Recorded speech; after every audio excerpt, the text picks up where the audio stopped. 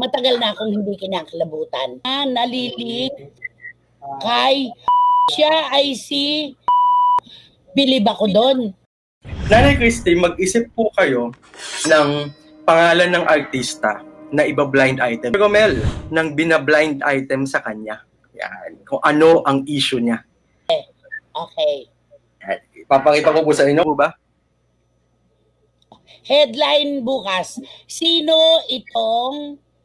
Sino itong magandang dilag na magaling sumayaw at umarte na nalilig di umano kay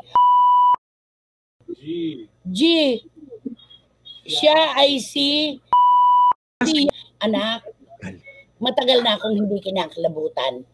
Matagal na akong hindi kinikilabutan. Ang mundo tayo. Bilib ako doon.